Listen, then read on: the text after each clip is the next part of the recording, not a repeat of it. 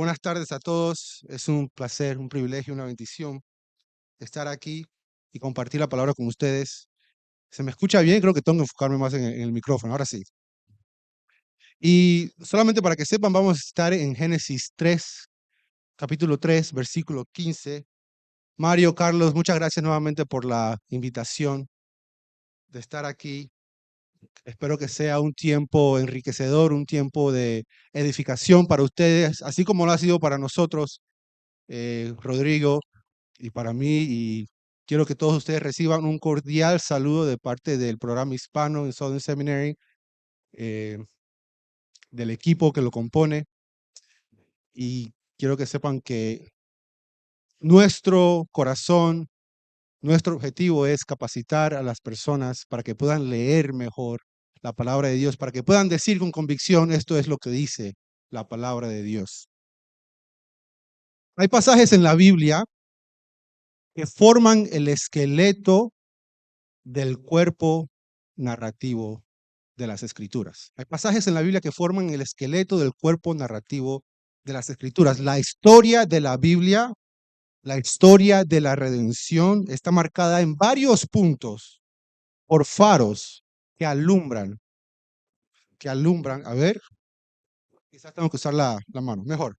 Por faros que alumbran al lector y le muestran en qué dirección debe ir. Repito, hay faros, hay pasajes en la Biblia que alumbran al lector y te dicen, esta es la dirección teológica en que debe ir uno a la hora de entender la unidad de la Biblia. ¿En qué dirección teológica debemos caminar? ¿Cuál es el mensaje central de la Biblia? El destino del mundo, el destino de los seres humanos que habitan en este planeta Tierra. Entonces podemos señalar fácilmente Génesis 1. Sí hubo un principio, una creación en 6 días, y en el texto vemos ese lucero textual y teológico que Dios es el creador y por ende es el Señor de todas las cosas. Él creó el mundo, el cosmos, el universo, y todo lo que se encuentra en la creación lo hizo bueno. Todo lo que Él creó fue bueno. Y vemos cómo da ese visto bueno en Génesis 1, versículo 31. Dios miró todo lo que había hecho y consideró que era muy bueno. Vino la noche y llegó la mañana, ese fue el sexto día. O podemos ir al final de la Biblia también. ¿Cuál es el último libro de la Biblia? Apocalipsis, el libro de la revelación de Jesucristo al apóstol Juan. Y podemos tener la confianza a la luz de ese faro, a la luz de esa lámpara escatológica, de que todas las cosas van a acabar bien. Todo va a terminar bien. Pese a la posición de los reinos y gobiernos de este mundo, Jesucristo vence y vemos en Apocalipsis 21, versículo 3 al 4, esta hermosa declaración. Dice, aquí entre los seres humanos está el santuario de Dios. Él habitará en medio de ellos y ellos serán su pueblo. Dios mismo estará con ellos y será su Dios. Él enjugará toda lágrima de los ojos. Ya no habrá muerte ni llanto, tampoco lamento ni dolor, porque las primeras cosas han pasado y han dejado de existir. Así hay muchos pasajes en la Biblia que forman un punto de enfoque en la narrativa bíblica y nos ayudan a formar una imagen del pasado, de este presente y del porvenir. Por cierto, fíjense que tanto en el principio como al final de la narrativa encontramos la presencia de Dios. En Génesis 3:8 leemos cómo el Señor camina en el jardín cuando el día comenzó a refrescar, dice el texto, y se pinta un cuadro de amistad, camaradería, de apego, de familiaridad. Cuando yo era niño, vivía en Panamá, me paseaba todos los días por la barriada, por el proyecto de vivienda donde vivíamos nosotros. Y no llegaba hasta la casa hasta tarde, tarde, tarde, ¿verdad? A la hora de la cena. Entonces, todo el mundo me conocía, yo conocía a todo el mundo. Y esa es la imagen que yo veo aquí en el texto. Hay un sentido de familiaridad, de que Dios camina con ellos. Ellos están con Dios lo escuchan, hablan con Él, lo conocen. Y el punto que quiero ilustrar es esa relación que Dios tiene con su creación.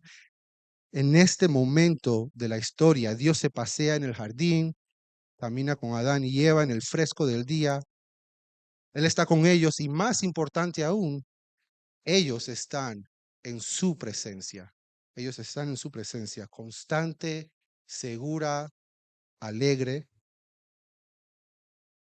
Claro, el texto aquí en Génesis 3 no nos permite solamente asomarnos a esta realidad justo cuando ya era muy tarde. Como todos sabemos, Génesis 3. Pero nuevamente al final de la narrativa, como ya leímos, dice que Él habitará en medio de ellos y ellos serán su pueblo. Dios mismo estará con ellos y Él será su Dios. Entonces, Génesis, por un lado, empieza con el diseño, el plan original para el cual fuimos creados.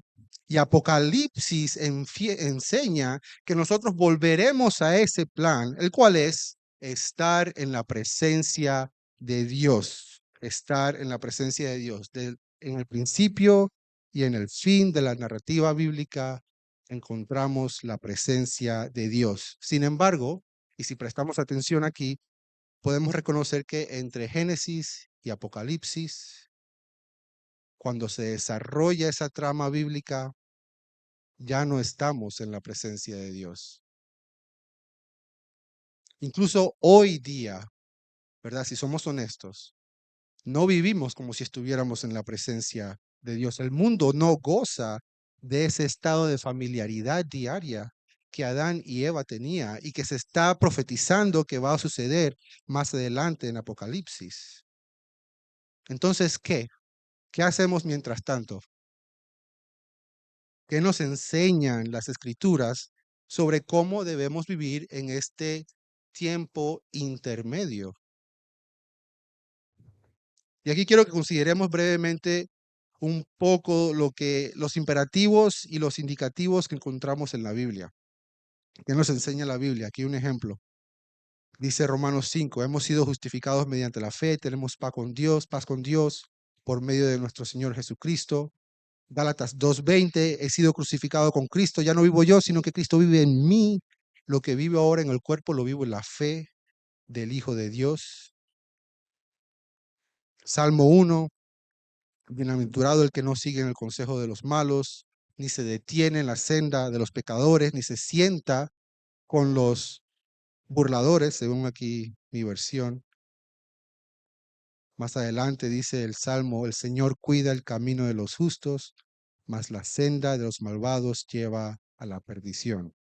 Finalmente, Juan 3:18, el que cree en Él, en Jesús, no es condenado, pero el que no cree ya está condenado por no haber creído en el hombre, en el nombre del Hijo único de Dios. Entonces, noten aquí que la Biblia no solamente tiene promesas de salvación, sino que también tiene promesas de perdición para las personas que no creen en Jesús.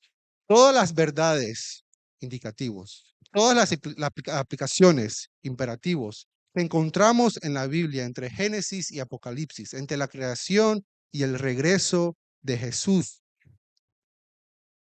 están basadas, tienen su fundamento y raíz en esa expectativa de que Dios va a cumplir su promesa de que su presencia regresará a nosotros. Nosotros regresaremos con Dios. Y en parte ese es el objetivo de nuestro estudio cuando estamos haciendo, digamos, teología bíblica. Queremos ver cómo Dios introduce, desarrolla y cumple sus promesas con el fin de devolvernos, traernos de regreso a donde realmente pertenecemos, que es su presencia. Y hermanos, esto es personal. No se trata de la historia redentora, no se trata de la historia de la salvación, es la historia de mi salvación, es la historia de mi redención. Entonces, ¿cuáles son los pasos que Dios tomó para salvarme a mí? ¿Qué ha hecho Dios por mí? Por eso vamos a ver este pasaje en Génesis 3:15, porque creo que es el primer paso que Dios toma para salvarme a mí y para salvarte a ti. Dice el texto, pondré enemistad entre tú y la mujer, y entre tu simiente y la de ella. Su simiente te aplastará la cabeza, pero tú le herirás el talón. Para poder entender bien este pasaje debemos hacer una breve recapitulación de qué fue lo que ocurrió. ¿Cómo llegamos a este punto? ¿Cómo llegamos al versículo 15? Y estamos básicamente viendo los eventos de la caída. El capítulo 3 empieza presentando a la serpiente. Ya Dios había terminado su obra creadora, todo es bueno. El hombre ya tiene su ayuda adecuada, su ayuda idónea. Dios pone a Adán y a Eva en el jardín, en el huerto, y les da la tarea de cultivar y cuidar el jardín. Pero comienza el texto en Génesis 3, la serpiente. Pero la serpiente. La serpiente era la más astuta de todos los animales. Y ojo, aquí no dice que era la más astuta de todos los animales en el jardín. Era la más astuta de todos los animales que Dios había creado. Punto. No tiene comparación. Entonces la serpiente está como en una posición, no quiero decir de soberbia, pero está en una posición alta. Se reconoce que tiene capacidades que los otros animales no tienen. Y entonces en su astucia la serpiente se acerca a Eva y la induce a cuestionar a Dios en tres planos, en tres órdenes. En el orden epistemológico, de cómo llegamos a la verdad, cómo sé que yo sé. Induce a Eva a cuestionar a Dios en el orden moral e induce a cuestionar a Dios en el orden ontológico, que es el ser humano. En otras palabras, la induce a pecar.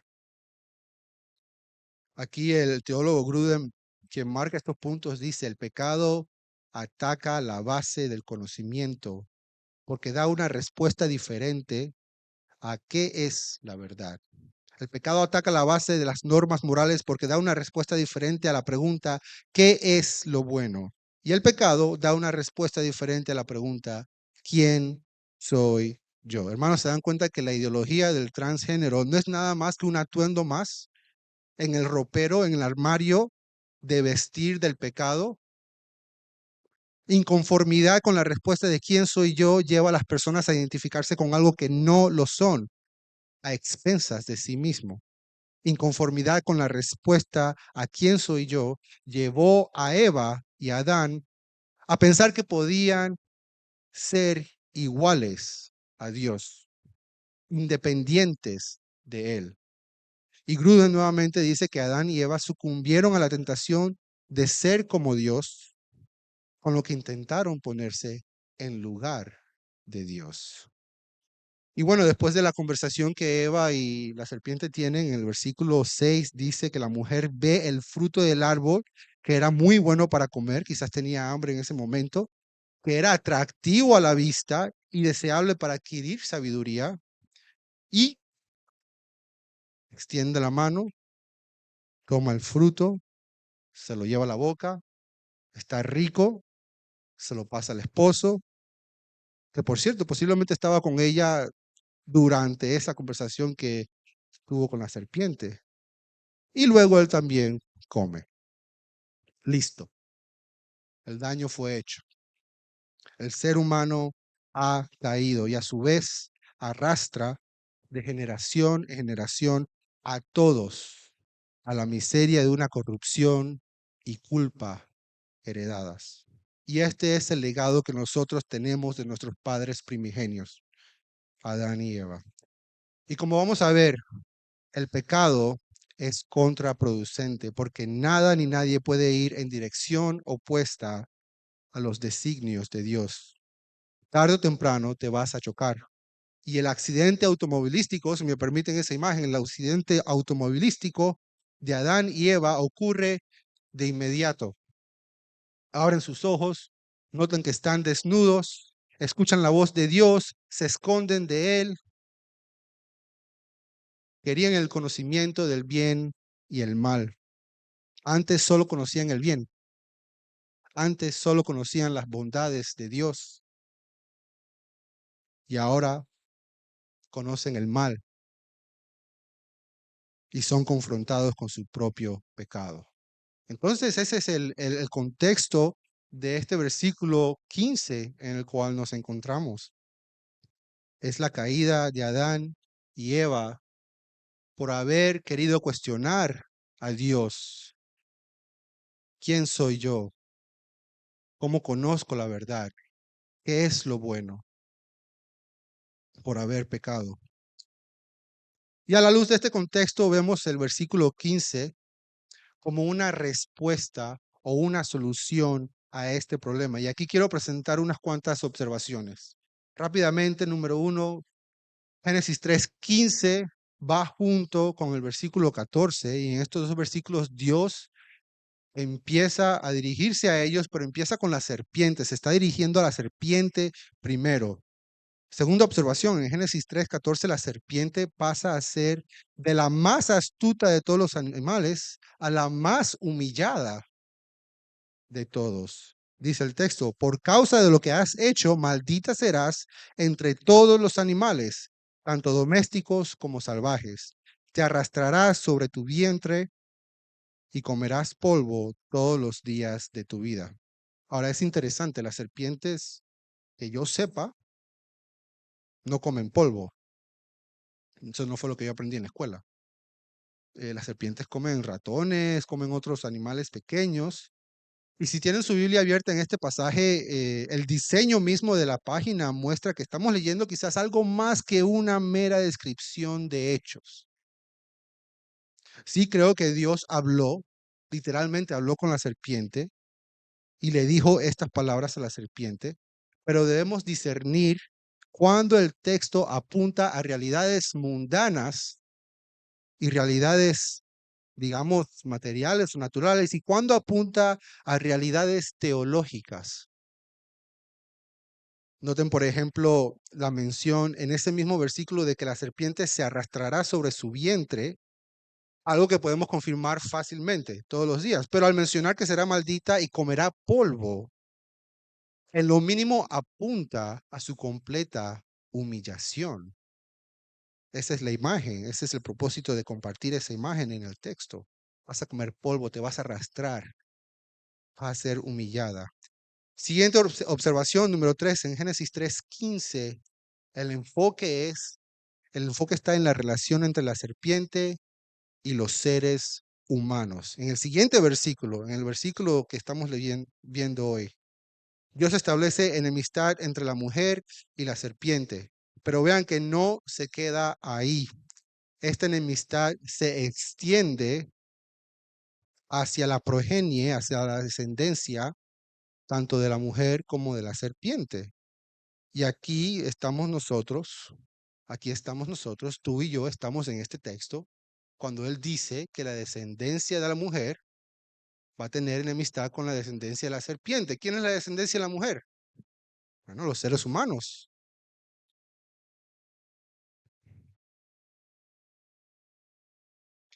Pero entonces, ¿dónde está la descendencia de la serpiente? La que se supone que nos va a hacer guerra, el conflicto. Son las culebritas que pasan por ahí en el jardín, en el patio. Son los cocodrilos de África, no te acerques. Son los lagartos, son los caimanes.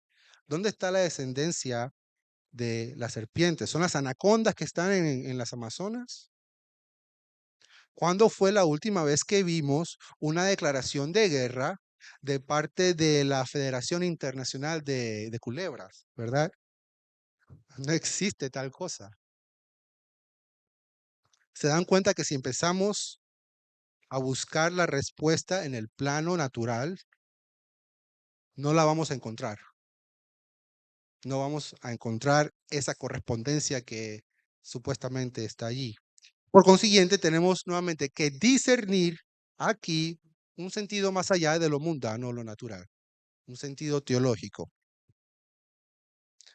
Siguiente observación, número 4. A pesar de la enemistad, el conflicto que existe entre la serpiente y la mujer, y que llega a niveles mayores, es decir, la descendencia de uno versus la descendencia de la otra. La batalla no se libra solamente entre este grupo y el otro, según el texto. A pesar de la pluralidad del conflicto, la batalla encuentra una resolución, se realiza por medio de una persona, de una persona. Dice, en la versión que tengo aquí, dice, pondré enemistad entre tú y la mujer y entre tu simiente y la de ella. Aquí está el sentido colectivo de la palabra simiente, pero presten atención, dice nuevamente mi versión, la nueva versión internacional, su simiente te aplastará la cabeza, pero tú le herirás el talón. Eso no es lo que dice el texto. Eso no es lo que dice el texto en el original. Aquí otras versiones como la Biblia de las Américas y la Reina Valera ofrecen una mejor traducción. Dice, pondré enemistad entre tú y la mujer y entre tu simiente y su simiente. Él, él herirá, te herirá en la cabeza y tú lo herirás en el talón, en el calcañar. Entonces, quiero expresar aquí mi acuerdo con el teólogo James Hamilton que dice, Moisés está comunicándole a su audiencia que el hombre y la mujer, es decir, Adán y Eva, tienen total razón en entender las palabras de Dios a la serpiente como una promesa de que su simiente en singular, él, triunfará sobre la serpiente. Entonces, volviendo a la pregunta, ¿de quién estamos hablando aquí? Como vimos, no hallamos una respuesta satisfactoria mirando el plano natural, pero cuando tomamos la Biblia y consideramos toda la Biblia, todos los 66 libros, toda la colección inspirada de la Biblia, vemos una respuesta clara. Se trata de Jesús y de Satanás. Por eso este pasaje es conocido como el protoevangelio, porque establece la expectativa de que Él, el que va a herir a la serpiente en la cabeza, Él vendrá y pondrá fin a este conflicto. Él es la simiente de la mujer y Él triunfará de manera definitiva, final y escatológica. Y nosotros los que creemos en Jesús triunfaremos con Él. Entonces podemos apreciar cómo a lo largo y ancho de las Escrituras, especialmente en el Antiguo Testamento, se crea esta tensión. ¿Dónde está el hijo de la mujer? ¿Dónde está la simiente de la mujer que va a derrotar a la serpiente? ¿Quién es? Por ejemplo, Génesis 4 dice, el hombre conoció a Eva, su mujer, y ella quedó embarazada y dio a luz a Caín y dijo, con la ayuda del Señor he tenido un varón. Da ese énfasis en un hijo, he tenido un varón. Y después dio a luz a Abel, hermano de Caín. ¿Acaso será Caín la simiente prometida o Abel? Pero no fue ninguno de los dos. Génesis 5, Lamec dice, el padre de Noé, dice, tenía 182 años cuando tuvo su hijo Noé. Le dio este nombre porque dijo, este niño nos dará descanso en nuestros trabajos y sufrimientos en esta tierra que maldijo el Señor. Palabras que nos remonta a Génesis 3 nuevamente, a lo que Dios le dice a Adán. Entonces ven cómo las personas tienen esta expectativa de que alguien viene, alguien vendrá y dará descanso de los trabajos y sufrimientos de esta tierra que maldijo el Señor, pero no fue Noé, no fue Noé. Y si nos vamos a la genealogía de Mateo 1, podemos hacer el recuento histórico mucho más rápido. Entonces permítanme ir a Mateo 1, Mateo, a ver si lo encuentro. ¿Dónde está Mateo? Mateo 1, versículo 1, registro genealógico de Jesucristo, hijo de David, hijo de Abraham. Y luego tenemos esta lista de nombres, pensando que a lo largo de la historia del Antiguo Testamento estamos buscando, estamos esperando esa persona. Entonces, vean aquí la genealogía. ¿Fue Abraham? No fue Abraham la simiente prometida. ¿Fue Isaac la simiente prometida? No fue Isaac. ¿Fue Jacob? ¿Fue Judá? ¿Fue Fares? ¿Fue David? ¿Fue Salomón? ¿Fue el hijo de Salomón, Roboán? ¿Fue Ezequías, Manasés, Josías, Jeconías? Después en la generación de la deportación, Jeconías, Salatiel, Zorobabel, Abiud, Eliud, Eleazar, Matán, Jacob, padre de José, que fue el esposo de María. No fueron, no fueron ninguna de esas personas, sino que fue Jesús, el llamado, al que le llamaban el Cristo. No obstante, todas estas personas preparan el camino que apuntan en dirección a la vida, obra, muerte y resurrección del Señor Jesús. Y recuerden que en el mero inicio de la narrativa del Antiguo Testamento se sabe menos, se sabe mucho menos. Pero en el desarrollo de la revelación progresiva aprendemos más. A medida que pasamos por cada libro, estamos aprendiendo más, vemos con más claridad, tenemos más luz, hay más faros que están apuntando en una dirección concreta. Aquí en Génesis 3 lo que tenemos que saber es que hay un prometido héroe, una futura simiente en singular que derrotará a esta serpiente y revertirá el daño que ha causado al incitar al hombre a pecar. Y sin embargo, comprendemos que muchas de las personas en la historia bíblica están a la espera, a la expectativa de esa promesa. Y cada uno de los protagonistas en la Biblia modelan características y modelan patrones sobre esta persona que ha de venir. Son como tipos, ¿verdad?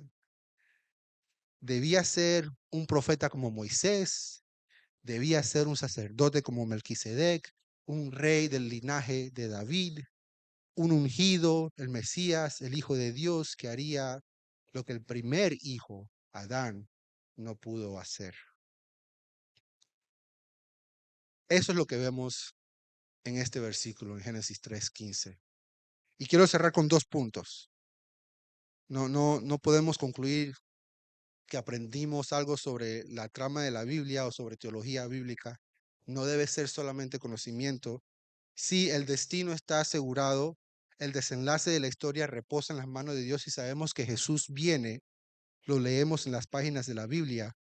Pero vean que Dios no demoró, no se tardó en proveer la solución. En el mismo capítulo de la caída, de la entrada del pecado al mundo, ahí mismo encontramos la promesa de que Dios va a arreglar las cosas, Dios se hará cargo. Entonces vean cuán bondadoso es Dios y lo sigue siendo. Él se preocupa por su creación, siempre lo ha hecho y siempre lo hará. Preparó el camino desde un principio. Este es el Dios en el cual tú puedes confiar. Y hoy puedes confiar en Él también. Punto número 2, hay que darle gloria a Dios porque ahora nosotros no tenemos que vivir bajo esa tensión, esa misma incertidumbre que los santos del Antiguo Testamento vivían. Nosotros ya sabemos quién es la simiente, nosotros ya sabemos quién es el hijo de la mujer, nosotros ya sabemos cómo derrotará a la serpiente, cómo le herirá en la cabeza. Fíjense lo que dice Primera de Pedro 1, 10 al 12. Los profetas que anunciaron la gracia reservada para ustedes investigaron cuidadosamente acerca de esta salvación. Querían descubrir a qué tiempo y cuáles circunstancias se refería el Espíritu de Cristo que estaba en ellos, cuando testificó de antemano acerca de los sufrimientos de Cristo y de las glorias que vendrían después de esto. A ellos se les reveló que no estaban sirviendo a sí mismo, sino que les servían a ustedes, a nosotros, a la iglesia. Hablaban de las cosas que ahora les han anunciado los que les predicaron acerca de las buenas noticias por medio del Espíritu Santo enviado del cielo. Aún los mismos ángeles anhelan contemplar estas cosas. ¿Qué posición tan privilegiada es la que nosotros nos encontramos hoy? No hay duda, no hay oscuridad, no hay incertidumbre, hay luz, hay claridad y tenemos el faro más grande de todas las escrituras, Jesucristo mismo, que habla de parte de Dios y es la estampa misma de su gloria. Entonces, ¿cuál es la conclusión? La conclusión es, gracias Señor, gracias Espíritu Santo, gracias Padre, gracias Dios por tu misericordia, porque tú viste el problema, te metiste en el lodo y me sacaste de ahí. Amén. Vamos a orar. Dios te bendiga. Realmente es un privilegio para nosotros que puedas escuchar el mensaje de la palabra de Dios. Esperamos que Dios obra en tu vida grandemente a partir de lo que puedas escuchar y aprender a través de este sermón. Sin embargo, creemos que solo este sermón es insuficiente y no debería de suplantar por ningún motivo tu asistencia a una iglesia local. La iglesia local es el medio por el cual Dios obra en la vida de su pueblo. Te motivamos a que busques una iglesia sana donde congregarte o puedas contactarte con nosotros en nuestras redes sociales para que nos puedas visitar. Será un gusto poder servirte y que podamos juntos adorar a Dios en comunión con sus redimidos mientras aprendemos de su palabra. Que el Señor te bendiga.